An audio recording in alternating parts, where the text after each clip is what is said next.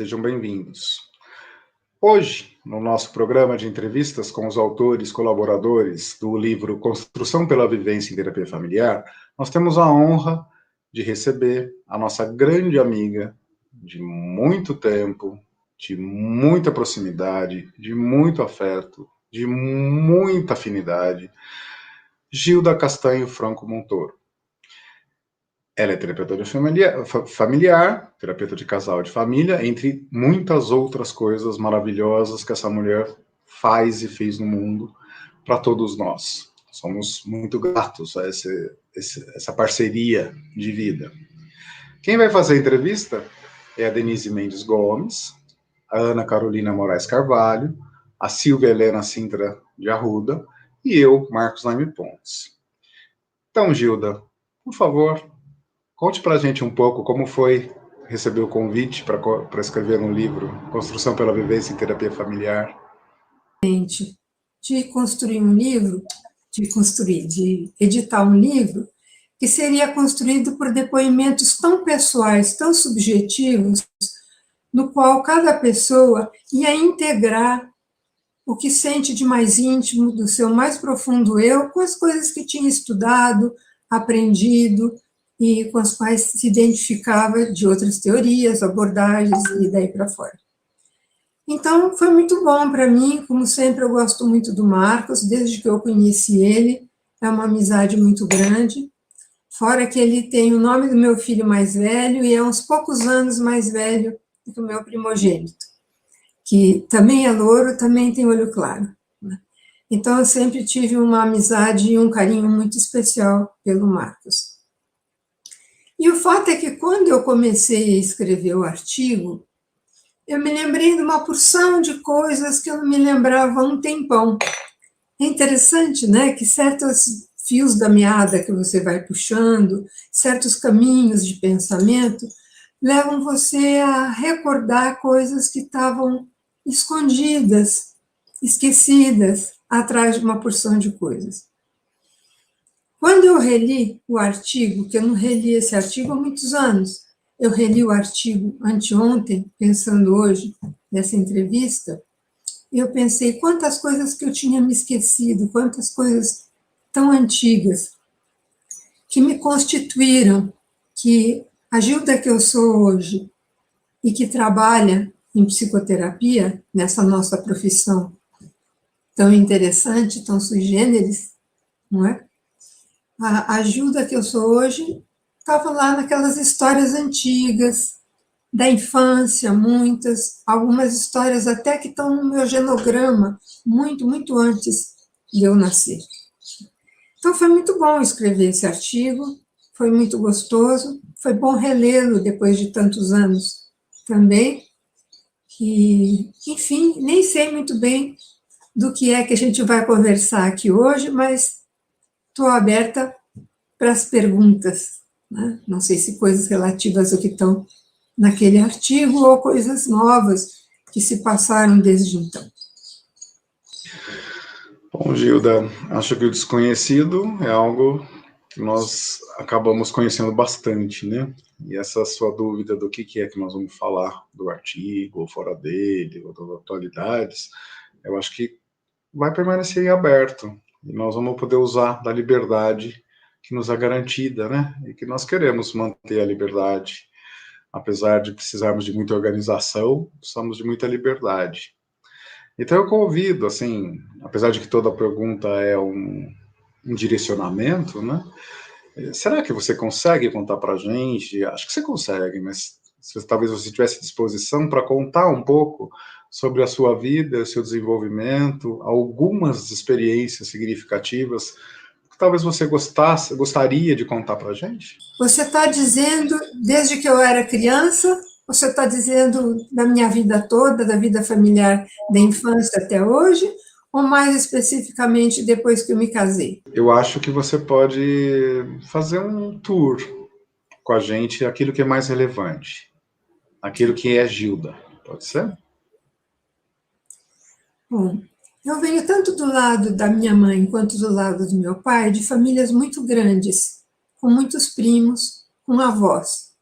Então, desde a minha mais tenra infância, eu me lembro com o encantamento que era conviver na casa dos avós, com os primos, as brincadeiras e tudo mais. Já na minha própria família, eu sou a mais velha de 6 irmãos. Então, quando meu 6º irmão nasceu, eu tinha 14 anos. Isso me deu uma experiência muito grande também de vida familiar. E eu diria que eu treinei para ser mãe muito antes de me casar. Porque quando nasceu minha 5ª irmã, eu tinha 11 anos, como eu falei, o último, tinha 14. Isso significa que eu aprendi a trocar fralda, dar banho em nenê, dar mamadeira, fazer arrotar, brincar, cuidar para que não se metesse em perigo desde a mais tenra idade. Eu acho que uma família grande é uma oportunidade muito especial para você aprender a lidar com vários tipos de idades das crianças, especialmente se você é mais velha, como eu. Ser filha mais velha também dá uma porção de responsabilidades. Filha mais velha de 6. O Marcos é filho mais velho de 5, não é isso, Marcos? Então, desde cedo, você tem um treinamento maior para ser independente, porque seus pais são tão ocupados com os menores, né? Ocupados com os menores, que você precocemente se torna independente. Então, eu me lembro, com 10 anos, eu marcava meu próprio dentista. Com 11 anos, pegava o bonde na Rua Pamplona, perto de onde eu morava, ia até a cidade, um dentista do aparelho, sozinha, que tinha aqui para regular o aparelho de 15 em 15 dias. E hoje em dia eu me lembro de certas independências que eu penso, puxa, no mundo de hoje, das crianças de hoje, seria completamente impossível. Acho que a gente tinha um treinamento maior para autonomia, também porque existiam muito menos perigos no mundo. A gente não tinha medo de pedofilia, de ser atacada, de ser morta, de ser estuprada, um monte de perigos e medos que as crianças de hoje desenvolvem desde cedo, né? Era um mundo talvez mais simples, mais seguro, que facilitava mais as crianças a criarem asas. Eu morei em Santos até os 10 anos de idade. Meu pai trabalhava como escritório de café. Com 10 anos eu vim para São Paulo, estudar na mesma escola, da mesma congregação de freiras que eu já estudava lá em Santos. E eu tive uma experiência de escola de freiras muito boas. A gente ouve falar, tanta gente falar de experiências horríveis de escolas de freiras e padres. Eu estudei no Colégio de Juazeiro das Cônicas de Santo Agostinho. E para mim, e para muitas das minhas amigas também, que trabalham comigo no CEAF e outras pessoas da nossa área que também estudaram lá, elas eram freiras avançadas, que seguiam a doutrina social da igreja, que era um pensamento de esquerda católica muito importante nos anos 60, e ação católica. Então, essa preocupação com o bem-estar dos outros foi muito importante na minha vida desde criança. Eu não sei bem até que ponto é uma coisa que veio do meu pai e da minha mãe, e até que ponto que veio do ambiente no qual eu estudava. Então, tive minha infância tranquila, feliz, andando a cavalo, passando férias na fazenda. Me lembro de muitas coisas boas. Com 10 anos vim para São Paulo, tinha aquela irmandade, os irmãos todos, eu tinha um orgulho, uma alegria da fertilidade dos meus pais, 6 irmãos que nós éramos, era uma coisa bem maravilhosa. Depois vim para São Paulo e, estudando aqui, eu diria que com uns 14 anos eu comecei a me interessar pelo tema da orfandade, do desamparo. É óbvio que não tem ilusões que isso só podia ter a ver com o meu próprio desamparo e sentimentos de orfandade, suponho eu, de ser a mais velha de 6 e tão precocemente independente e cuidando dos outros, né? Isso é um assunto muitas vezes vistos e revistos em psicoterapia. Eu sempre fui sujeito de psicoterapia. Praticamente a partir dos 24 anos de idade até hoje, eu diria que eu passei 95% da minha vida sendo sujeito de psicoterapia. Eu acredito que na nossa profissão, quanto mais psicoterapia você fizer, melhor para você, melhor para os seus clientes. Então, lá pela adolescência, eu já dizia assim, bom, se eu não me casar, eu vou fundar um orfanato. De onde vinha essa ideia? Não tenho a menor ideia, estou supondo aqui essas coisas, né? E precocemente me interessei pela psicologia, me parecia um assunto tão misterioso, tão fascinante, tão assim incrível, lendo umas coisas de Freud. Falava de sexo também, a importância da sexualidade para uma menina criada ali, dentro daqueles limites todos daquele tempo.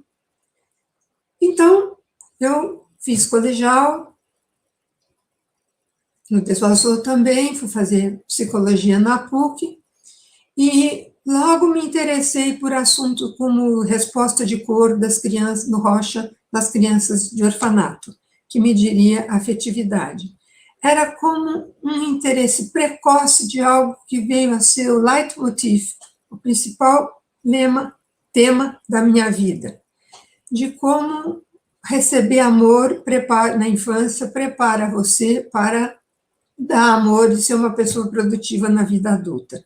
E como as diversas falhas, as diversas carências, negligências, maus tratos, abusos, tendem a limitar muito o potencial da pessoa em várias áreas da vida. Então, esse é um tema que ele já estava em mim antes de eu descobrir a teoria do apego de John Bowlby, que é o meu principal ator. Já na faculdade, eu percebi que eu nunca ia conseguir me identificar com uma teoria só, eu me sentia presa. Uma vez, eu ouvi o Carlos Lusky dizendo que os terapeutas se dividiam entre os claustrofóbicos e os agorafóbicos.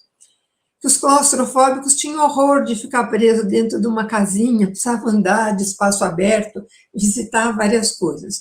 E os agorafóbicos não gostavam de estar numa praça, no meio de multidão, se sentiam mais seguros entre quatro paredes e um teto. E eu pensei, bom, claramente eu sou uma terapeuta claustrofóbica. Desde o tempo da faculdade, eu me interessei por várias teorias, algumas até antagônicas entre si, e me parecia que eu precisava da ajuda de todas elas para conseguir trabalhar melhor e trabalhar bem. E assim foi durante a minha vida. Fui morar nos Estados Unidos recém-formada, já com 2 filhos pequenos, que eu terminei a faculdade já com 2 filhos pequenos, e bebezinhos praticamente, e lá fui fazer mestrado e entrei em contato com a teoria do apego. É um ramo da psicanálise fundada por John Bowlby, que, para quem conhece, é um tipo de teoria que combina muito bem, integra muito bem com uma porção de outras. Né? Então, quem aprende teoria do apego pode integrar bem com o pensamento junguiano, pode integrar bem com uma teoria familiar sistêmica, com algumas formas de psicanálise, com o psicodrama, que é uma beleza também. E, então, se eu fui estudando várias coisas, eu diria que a minha principal influência é da teoria do apego. Eu tenho me definido nos últimos anos como um cachorro vira-lata. Brazilian Street Dog tem sangue de várias raças. Né? É um cachorro com várias influências, várias maneiras de pensar e características de várias raças. Eu me sinto segura e bem assim, eu sinto que dependendo do caso que eu estou trabalhando, ou do assunto que eu estou lidando, eu uso mais uma teoria ou mais outra teoria. Então, ao longo da vida, eu acumulei teoria do apego, teoria familiar sistêmica, psicodrama, e fiz formação junguiana na Sociedade Brasileira de Psicologia Analítica, além de algumas outras ideias vindo daqui e de acolá. E eu me senti bem ao longo da vida, trabalhando assim, sem me sentir presa e livre para integrar muitas coisas. Continuando com a vida familiar, então, eu não fundei orfanato nenhum, eu me casei muito cedo, tive 4 filhos, com 29 anos eu já tinha 4 filhos, e hoje em dia tenho 10, todos casados, hoje em dia tenho 10 netos. E a minha vida familiar, o papel de mãe, de avó, para mim sempre teve muita importância, e eu me sinto muito realizada no que se concerne à vida familiar. Eu aprendi muito na minha vida familiar a como ser terapeuta, especialmente em terapia de família com crianças e adolescentes.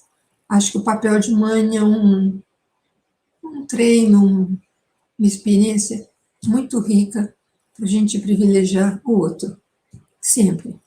Gilda, a gente agora vai dar uma corridinha no tempo e eu vou te perguntar, quando você foi presidente da APTF, que teve um simpósio, uma jornada científica, você se lembra do tema da jornada científica? Você acha que o tema da jornada científica é ainda atual? Muito. Então, eu fui presidente da PTF entre julho de 2006 até 2 anos depois, de 2008. E a nossa jornada científica o tema era o desafio do amor, questão de sobrevivência. Eu vinha propondo esse tema para as jornadas da PTF, que são sempre no ano ímpar, em julho do ano ímpar, né? Eu vinha propondo esse tema do desafio do amor fazia muito tempo, mas na votação sempre perdia, né? Então, acho que eu precisei ser presidente da PTF para as pessoas se convencerem que era um tema importante. O tema amor não é um tema falado com esse nome na psicologia, né? Sei lá, uns 20 anos atrás, que eu já vinha trabalhando a questão do amor, eu peguei todos os livros de terapia familiar que eu tinha e eu não achei o tema amor em nenhum deles. Nenhum, nada. Ninguém falava sobre amor, era um palavrão. Em inglês tinha uma expressão que dizia que love is a 4-letter word in psychology. Amor é um palavrão em psicologia. 4-letter word é sinônimo de palavrão. E, então, realmente, durante muitos anos, amor ainda é um pouco, foi um palavrão em psicologia. E em 2007, portanto, na jornada, o tema era o desafio do amor, questão de sobrevivência, e as várias contribuições de vários autores na jornada deram um livro, O Desafio do Amor, questão de sobrevivência, e que foi editado pela Marilu e por mim, não é? E que está aí, lá no fundo da prateleira da Silvia, né, Silvia? Uma bela de uma orquídea, assim, na frente. E já nesse artigo, eu começo a estudar e a escrever sobre os vários tipos de amor que existem. Que amor não é um termo unívoco, não tem um significado só. Existem muitos tipos de amor, há várias maneiras de amar. Me lembrei daquela música, qualquer maneira de amor vale a pena, qualquer maneira de amor vale amar. Desculpem se eu desafinei.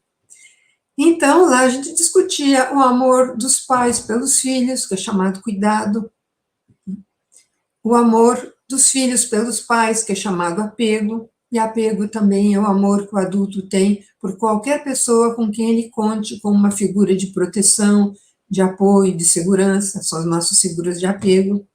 Temos o amor romântico sexual, que é um outro tipo de amor importante.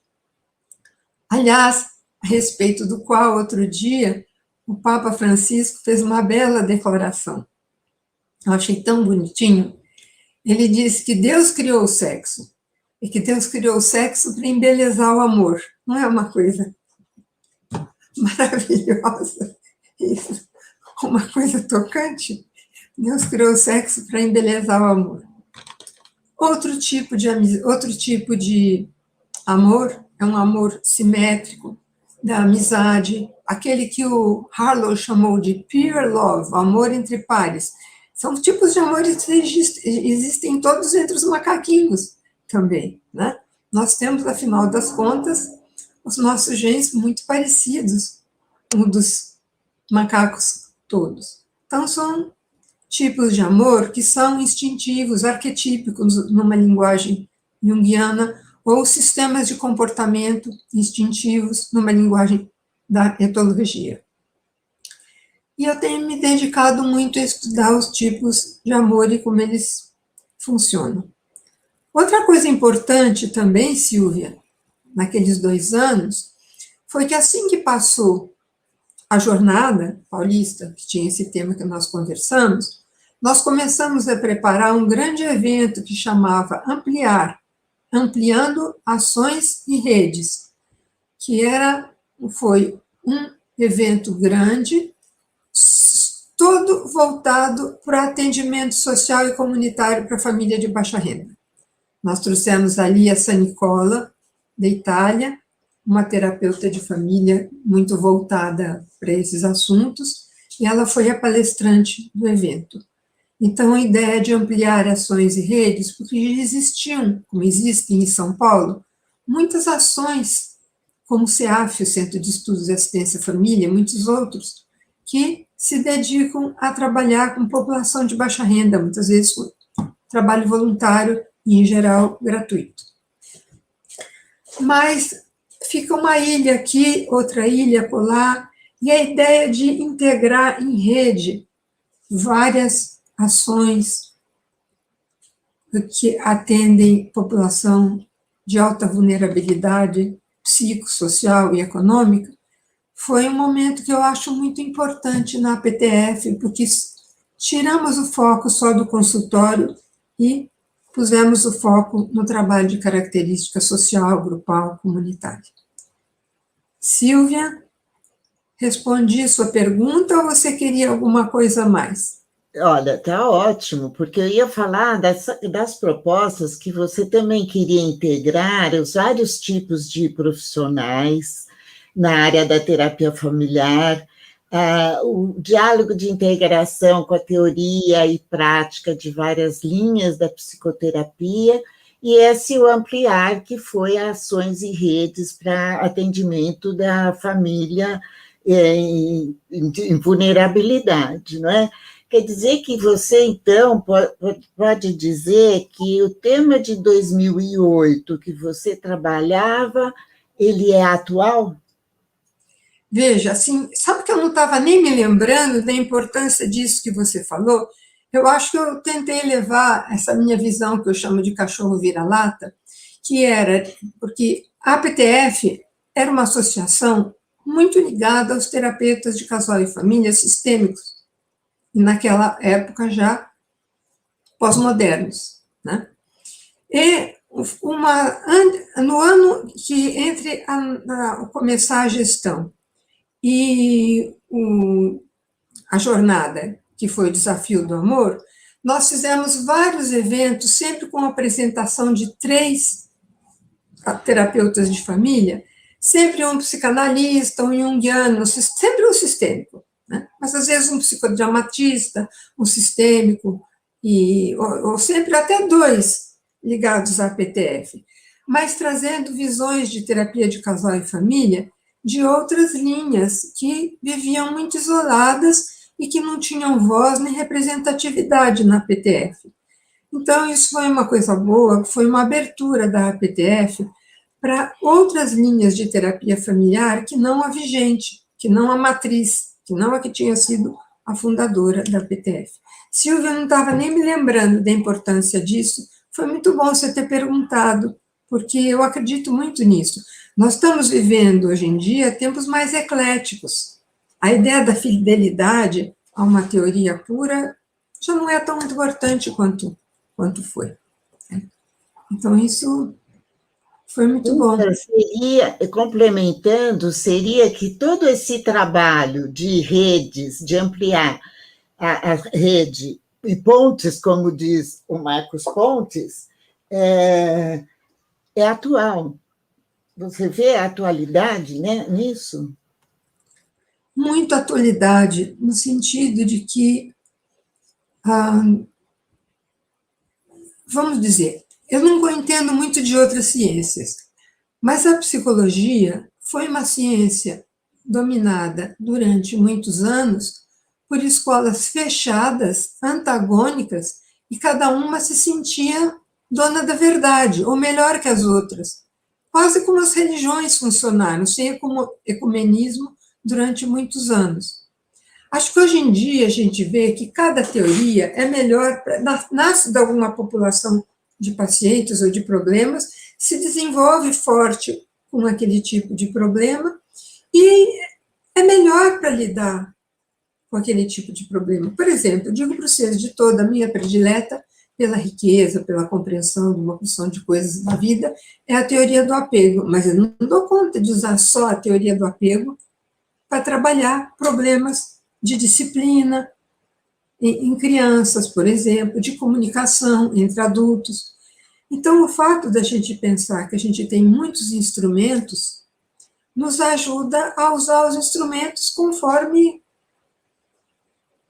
enfim, seja necessidade. Mesmo hoje em dia, certo tipo de fobia eu encaminho para uma colega comportamental, né, porque para trabalhar com dessensibilização de fobia, os comportamentais são muito bons e têm um conhecimento esplêndido, não é? Então, eu me lembro também de algum lugar na vida que eu ouvi outra frase: se o único instrumento que se a única ferramenta que você tem é um martelo, você pode tender a tratar tudo como se fosse um prego, né? E assim, precisa de outros instrumentos. Acho que vivemos tempos mais fáceis, mais ecumênicos, mais integradores. Pelo menos é o que eu lembro. Concorda, Marcos? Eu concordo. Até gostaria de fazer uma pergunta. Eu sinto isso muito forte em você, Júlia, e acho que isso é uma coisa muito legal. Desde o tempo que fomos sócios nos sistemas humanos, que fundamos os sistemas humanos, mas antes disso a gente já trabalhava junto na Abratef, na PTF e no próprio CEAF. E eu tive a honra, né, de ser eleito presidente do CEAF atualmente, e temos a Ana Carolina na direção da comunicação, e sempre a sua luz, né, próximo, e fazendo essa integração, a PTF, CEAF, Instituto de Sistemas Humanos, PUC, NOUS, Unifesp, e como isso é bonito na prática, né, tanto dentro do CEAF quanto fora do CEAF, que eu acho que num tempo que a gente meio que perdeu as fronteiras, né, por conta da comunicação, do vírus, a gente vai também retomando o que somos, quem somos, né, a rede parece que não intensifica, mas fortalece o eu, o nós, o eles. Isto me encanta, né? Me encanta estar de novo próximo a você e estar fazendo essas pontes, né? Que eu acho que elas são tão necessárias nesse momento e tão lindas, e você faz isso muito bem, né? Então, eu queria até aproveitar para perguntar assim, como é que você aprendeu a fazer tantas pontes tão encantadoras que você faz, que a gente vê sensivelmente, né? Você fazer. Marcos, eu não tenho ideia, mas no livro eu conto uma história. Meu pai, que trabalhou a vida inteira como fazendeiro, era formado em filosofia, e ele contava várias histórias dos gregos, que ele amava, os filósofos gregos, e que a gente ouvia desde a infância. E uma delas era a seguinte: uma vez, numa cidade onde havia um grupo muito grande de cegos, trouxeram um elefante. A cidade, ninguém conhecia o elefante. Levaram os cegos para conhecer o elefante. E um pôs a mão assim, pegou a barriga do elefante e diz: o elefante é uma parede rugosa. O outro pegou o rabo e diz: o elefante parece uma corda que se mexe. O outro abraçou a pata: o elefante é como um tronco de árvore. O o outro a tromba, mas é uma coisa que esguicha uma água. E o filósofo tinha proposto essa história para dizer que o conhecimento é muito limitado e que cada um de nós tem uma visão do conhecimento das coisas, mas que nós somos como cegos no mundo conhecendo um elefante, que a realidade seria impossível de ser conhecida, a não ser parcialmente. Eu não me lembro o nome do filósofo grego, qual era. Agora, por que já no curso de psicologia eu tinha sempre que levantar um outro lado, eu não sei. Eu entrei em muitas confusões por causa disso na minha vida, né? Com muitos professores, especialmente na área de psicanálise, que a psicanálise era muito assim rígida. E eu já tinha 2 filhos pequenininhos. Então eu me lembro de uma aula de psicoterapia infantil, a professora falando que tinha um menino com um carrinho entrando e saindo de uma garagem, entrando e saindo de uma garagem. E a professora interpretou que ele queria botar o pipi na vagina da mamãe, com essa linguagem, né? E eu não aguentei, eu já tinha 2 filhos pequenininhos. Eu falei, mas eu acho isso um absurdo, por A, B, assim, C, D. E, então, de várias circunstâncias, o fato de ver uma outra maneira me fez com que eu entrasse, vamos dizer, eu arrumasse encrenca com pessoas que tinham uma visão mais segura e achavam que a verdade estava ali naquela coisa. Então, parece que é uma tendência desde criança de ver algum tipo de outro lado, ou de ver uma outra maneira de ver a vida. Quando eu estava fazendo mestrado nos Estados Unidos, eu me dediquei muito à teoria do apego, tanto que fiz até minha monografia, minha tese de mestrado nela, e estudei demais teoria comportamental aplicada à clínica. Foi uma época de... Eu também achava aquilo super interessante, que funcionava bem. E não tinha muito uma coisa a ver com a outra. Então, assim porque eu não sei. Gilda, prazer em conhecê-la aqui, ter essa oportunidade de ficar um pouquinho mais próxima de você. E eu estou aqui ouvindo você falar das teorias que se desconversam, mas eu acho que elas se conversam muito, né? Eu acho que arranjou muita confusão para você, mas o que eu sinto é o que te formou, é o que te fez diferente, o que te fez na sua carreira, né? E eu queria que você contasse para a gente um pouquinho como que você vê as famílias do alto dessa sua experiência, estudando tantas teorias diferentes hoje, né? Porque eu imagino que desde quando você foi mãe ali, aprendeu a ser mãe dos seus irmãos mais novos, até hoje que você tem bastante família, os seus 10 netos, os seus filhos por perto, as formações familiares mudaram muito, né? Passaram por muitas inovações e muitas experiências diferentes. Então, queria que você compartilhasse com a gente um pouquinho o que você pensa das famílias hoje, a partir dessa sua riqueza de olhar. O que me chama mais atenção são as semelhanças, não as diferenças. A família sempre foi, e será um sistema, a ideia de sistema de vínculos amorosos, de vínculos afetivos, onde se forma, onde nasce, se forma, se desenvolve o psiquismo dos indivíduos. Aquilo que a gente chama de mente ou cérebro, né, se desenvolve nas relações, em relações de pessoa com relações amorosas. Não é? O Cosolino, que estuda o desenvolvimento, Luiz Cosolino, que é um autor importante que estuda o desenvolvimento do cérebro, ele diz que o cérebro se constrói na relação. A gente já dizia há algumas décadas a ideia de que a psique se constrói na relação, mas não é só a psique. Hoje em dia tem esses esses estudos do desenvolvimento cerebral, mostrando que o cérebro se constrói na relação. Então, esse aspecto da família, eu acho que é essencial e continua sendo importante. E é uma maneira de definir família que não se atém a laços biológicos, se atém a laços relacionais, relações de amor e outras emoções. Né?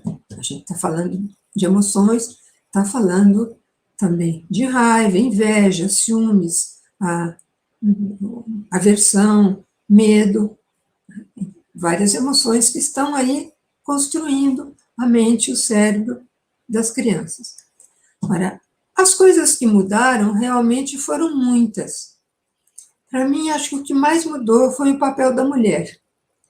Se eu penso na família no qual eu fui criada, e a família que eu vejo hoje, a casa dos meus filhos, a família que provavelmente meus netos terão um dia, eu ponho ênfase na mudança do papel da mulher, que é uma coisa muito importante. Eu penso que as questões ligadas à disciplina, ao superego, vamos dizer, é difícil arrumar um conceito bom bastante para substituir o de superego. Na psicologia analítica, é o arquétipo do pai. Não é? Em outras situações, a gente fala em consciência moral, capacidade de autocontrole, mas vamos dizer que a impressão que eu tenho, eu não sei se isso é uma coisa de velha, simplesmente, porque os velhos têm os meus 75 anos, né? Mas eu tenho a sensação de que eu trabalho muito com famílias, com crianças pequenas, né? E sinto que os pais, ou muitos pais, têm uma enorme dificuldade de pôr algum tipo de limite nos filhos. Não castigo, bater, ficar furioso em situações que provocam medo e pavor até, mas simplesmente certas circunstâncias e dizer, não, isso não pode. E ter um limite. Tem algumas leis da casa que a criança aprenda uma noção de pode, não pode, e vá adquirindo algum tipo de autocontrole. Às vezes eu estou em sessão de terapia familiar e eu falo com as crianças, por enquanto, sua mãe e seu pai mandam em você, mas se você aprender a mandar em você mesmo, eles não vão mais precisar mandar em você, porque essa criança não quer ser mandada. Então, a ideia de que mandar em si próprio e ter algum tipo de autocontrole é um bem a ser adquirido. A mãe de um cunhado meu, que é americana, tinha uma frase que ele repete sempre, é que a disciplina é a mãe da verdadeira liberdade. Então, que para a gente ser livre, a gente precisa ser capaz de algum tipo de disciplina. Essa é uma frase que, quando eu vi a primeira vez, me tocou muito. Então, acredito que nas famílias com quem eu venho trabalhando, além das questões de segurança afetiva, do apego, muitas vezes eu sinto os jovens pais muito perdidos, com dificuldade de pôr qualquer tipo de restrição, disciplina, e ajudarem os filhos a aprenderem a mandar neles mesmos. Agora, eu não sou uma estudiosa pesquisadora, eu sou uma clínica. Né? Eu sou um bicho clínico, animal clínico, eu trabalhei nisso a vida inteira. Então, essa é uma experiência que vem das pessoas com quem eu contato. Acho que os estudiosos, pesquisadores de família poderiam dar uma resposta mais objetiva do que essa minha. Ô, Gilda, eu queria te contar que, assim, foi muito importante na minha vida ter entrado em contato novamente com a teoria do apego quando eu te conheci, porque você tem uma visão muito própria, graças a essa integração que você faz de várias áreas e dessa experiência tão temprana, tão precoce que você teve com os vínculos afetivos, de cuidado, na lida com os irmãos, depois na lida com os filhos, muitos filhos, numa idade jovem e já trabalhando. e sempre preocupada com os desamparos, né? Acho que você toca num tema, assim, passou por ele, desses desamparos invisíveis que acontecem em famílias grandes, onde alguns filhos, ou porque são muito novos, ou porque são os mais velhos, enfim, acabam se tendo menos atenção do que precisariam. Eu lembro que eu tive só 3 irmãos, mas eu pensava assim, quando eu for mãe eu quero ter só 2, para poder dar mais atenção, porque eu sentia que eu tinha sofrido muito desamparo, eu era mais velha, mas o meu caçula tinha só 5 anos a menos do que eu, ele nasceu no mesmo dia do meu aniversário, que eu senti que foi um grande roubo, um grande desamparo aquele dia, né? Eu lembro daquele dia. E o que eu queria te perguntar, que passa um pouco por essa questão dos desamparos, é quais são os principais riscos que uma criança corre e quais são as principais coisas que os pais e mães devem evitar no cuidado na lida com as crianças, né? Quais devem ser as principais preocupações, o que não pode acontecer. É isso que eu queria te perguntar. Eu diria que são 3 coisas, Denise, as 3 coisas mais importantes, como se o equilíbrio familiar pudesse ser equilibrado num tripé, num banquinho de 3 pernas, né? A primeira e a mais importante de todas, eu acho que é a segurança afetiva, a sensação para a criança de que ela é amada e que ela tem com quem contar. Então, a segurança de apego, para falar numa linguagem técnica, ou pensar a ideia de que eu sou amado, que eu tenho com quem contar, que quando eu estiver com medo, ou inseguro, ou desamparada, alguém vai vir me socorrer, eu acho a coisa mais importante que existe. Porque o que era entre, isso é uma ideia importante, né? Tudo que um dia vira intrapsíquico, um dia esteve entre 2 pessoas. Essa é uma ideia importantíssima, não só da teoria do apego, também no psicodrama e de outras teorias. Me lembro da Zerka Moreno, num congresso de psicodrama em Campos do Jordão, sei lá, há uns 15 ou 20 anos atrás, dizendo que durante muito tempo se procurou onde seria o lugar da psique, que o Descartes dizia que era na glândula pineal, não sei quem dizia que era não sei aonde. E hoje em dia se sabia que a psique estava entre as pessoas. Eu achei aquilo lindo. Minha vida tem muitas histórias assim, uma do Papa, uma da Zerka Moreno, que eu digo, mas que ideia boa, né? Que a psique estava entre as pessoas. Então, tudo aquilo que um dia vai ser intrapsíquico, que é estrutural, que é internalizado, um dia esteve entre, né? Foi a maneira como o pai e a mãe tratam as crianças é a maneira como a criança passa a ver a si própria e o que ela passa a esperar dos outros. Então, a ideia de estar disponível, de pôr as necessidades do filho em primeiro lugar, de estar disponível especialmente em momentos de desamparo, de medo, de choro, de necessidade, essa eu acho que é o pilar mais importante do tripé. O pé mais importante de todos desse tripé é a segurança de apego. E especialmente na primeira infância, vai ser importante a vida inteira, vai ser importante no casamento, né? Ter um apego seguro no casamento é uma coisa que ajuda muito a estruturar, a enraizar, serve de fundamento, de base, né? Para não virar o barco nas horas de tempestade, inclusive.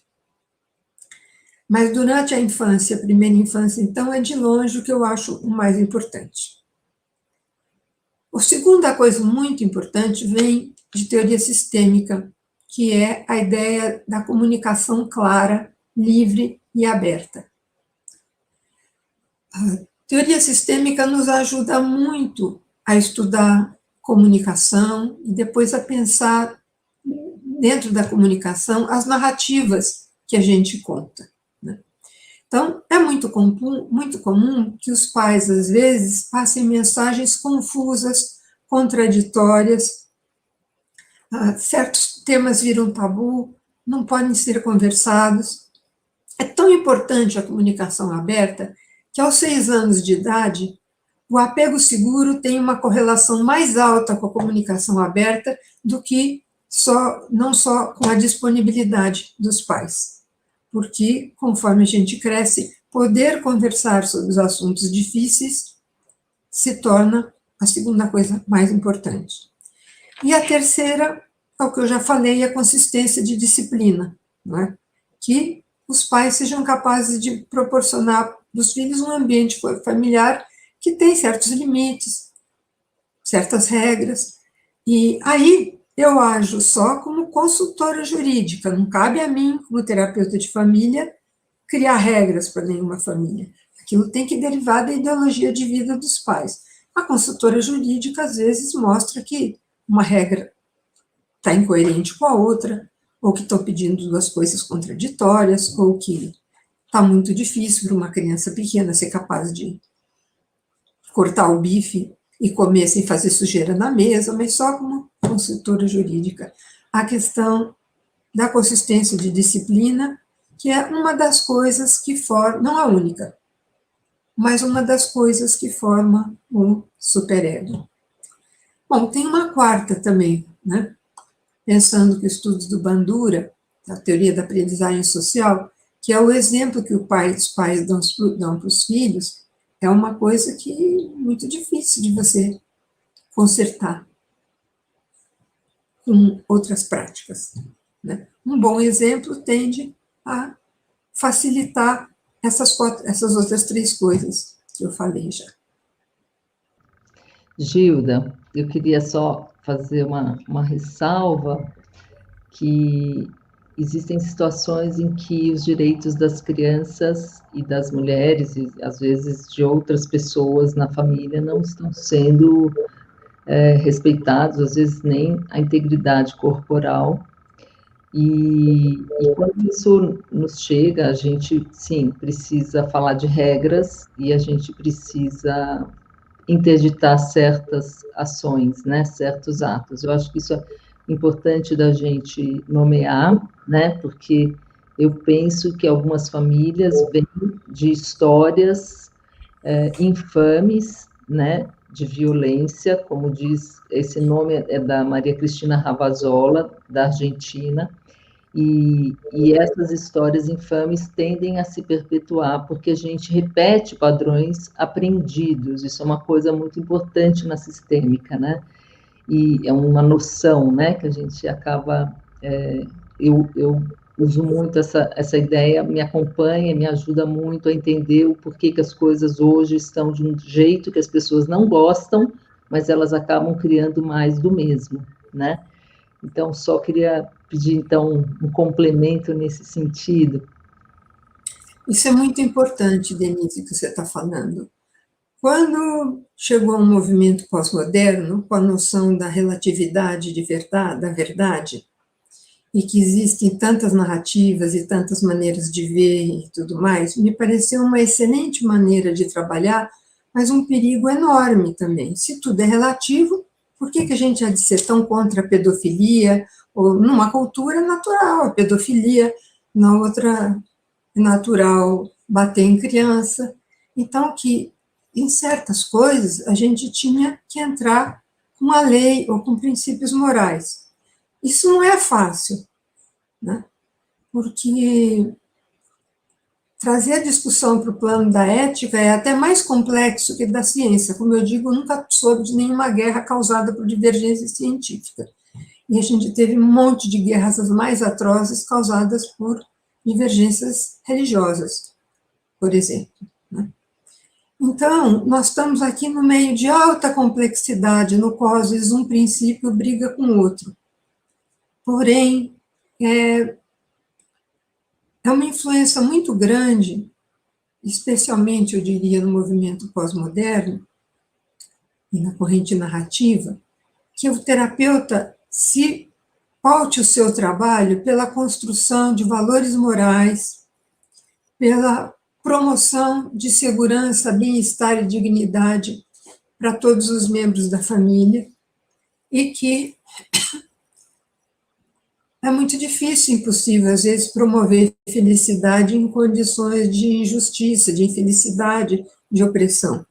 Para não ir muito longe, o Brasil é dos países com as piores distribuição de renda que existe no mundo. Meu marido é economista, esse é um assunto que eu ouço ele falar muito, esse tema da má distribuição de renda brasileira, né? Então, nós vivemos realmente, às vezes, com alguém que está tentando produzir felicidade, rodeados em condições de injustiça, de infelicidade, e coisas até atrozes, né? Para não dizer certas injustiças mais comuns, outras coisas até atrozes, né? Que às vezes a gente tem que invocar até a questão da lei. Famílias com abuso sexual, às vezes, assim que você pega o assunto, às vezes escapam da terapia, porque muitas vezes ainda existe lá um pai poderoso, opressor, que sustenta todo mundo, que causa medo. Outro dia eu estava dando supervisão para um caso desses, assim que foi contado para a terapeuta o que tinha acontecido entre o pai e as enteadas, o pai fez uma pressão muito terrível e tirou todo mundo da terapia de família. Nem sempre se consegue intervir do jeito que se precisaria. Então, esse talvez seja das coisas mais terríveis. Denise, era mais quer alguma outra dúvida? Também. Eu quero falar do São Simão Sirineu. Marcos, pergunta aí alguma coisa. O que eu acho da profissão de psicoterapeuta? Isso, é isso que eu ia perguntar. Posso falar, Denise, daqui mesmo ou você vai me mudar? Então, Gilda, eu queria pegar um gancho dessa conversa, não só ou talvez também pela dificuldade, eu acho que aí talvez você possa nos contar como é que você vê o papel do terapeuta, né? Como é que é esse raio, né? Por raios, o que somos nós como terapeutas? Vamos dizer, de saída, a gente tem um papel duplo: ajudar a pessoa a se ver e a ver o seu entorno, o entre, não é? A maioria das pessoas chega em psicoterapia infeliz com várias coisas e atribuindo a culpa, o problema, o seu sofrimento psíquico aos outros, não é? Então, ao mesmo tempo que a gente se debruça sobre esse entre, né? Não só o intra, mas como é que a pessoa vê o marido, o que está infeliz com isso, ou os pais, ou os filhos e tudo mais, você também se debruça sobre o intrapsíquico, né? O que ela sente, como é que ela percebe o mundo, como é que ela age, de que maneira ela está construtora, construindo a sua realidade. Não é só uma vítima de circunstâncias adversas. Então, essa dupla tarefa, a gente, dependendo do treinamento, da teoria, usa diversos tipos de instrumentos, interpretações e tudo mais. Acho que muitas teorias concordariam que o instrumento mais importante é um bom vínculo terapêutico, que tenha uma boa aliança terapêutica, que o terapeuta se transforme numa figura de apego seguro, e daí para fora. Mas aí eu me lembrei de uma outra coisa aqui. Quando eu era criança, estudando numa escola de freiras, quando chegava na Semana Santa, frequentemente tinha uma representação das várias estações da Paixão de Cristo. Então, para quem estudou em escola católica aqui, lembra mais ou menos que eram, acho que, 12 estações. A primeira é Jesus é condenado à morte, depois Jesus pega a cruz, né? E Jesus cai 3 vezes no caminho levando a cruz. Aí Jesus cai pela primeira vez, Santa Verônica enxuga o rosto de Jesus, e assim vai. E uma delas era Simão Cirineu, não era São, virou santo depois. Simão Cirineu ajuda Jesus a carregar a cruz. Então, no meio do sofrimento de Jesus, subindo a montanha carregando sua cruz, ele já não aguentava mais, e os soldados romanos requisitam um passante que estava por ali, Simão Cirineu, e ele ajuda Jesus a carregar a cruz. Bom, eu tinha me esquecido disso completamente. No ano 2000, eu estava em Israel, fazendo um passeio lá com a guia turística, em Jerusalém, e ela explicando uma porção de coisas, a guia turística, quando a gente está numa esquina assim, tem uma plaquinha, e ela lê: nessa esquina, Simão Cirineu ajudou Jesus a carregar a cruz. Eu vejo aquilo e eu tive um insight, abri uma janela, assim, que eu me lembrei, deu pequena, sempre caindo na estação, Simão Cirineu ajuda Jesus a carregar a cruz.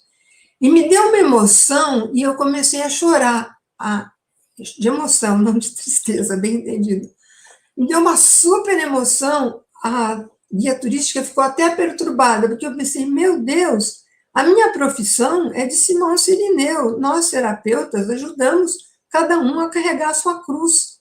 Então, só quando é um insight, na minha vida seria a minha maçã que caiu da árvore, uma delas, todo mundo tem na sua vida, umas maçãs que caem na árvore e você enxerga alguma lei da gravidade, ou alguma coisa importante na sua vida, né? Na nossa profissão, um aspecto muito importante da nossa profissão, muita gente não concordaria, talvez, mas nós ajudamos as pessoas a carregarem as suas cruzes, né?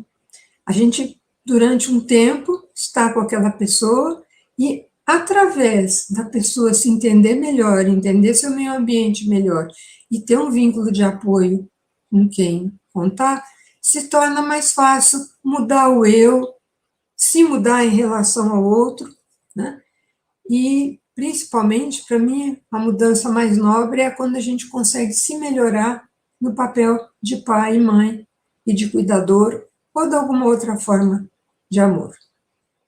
Até no sexo também, que é para embelezar. O amor, né, também é uma coisa boa, que se mude quando necessário.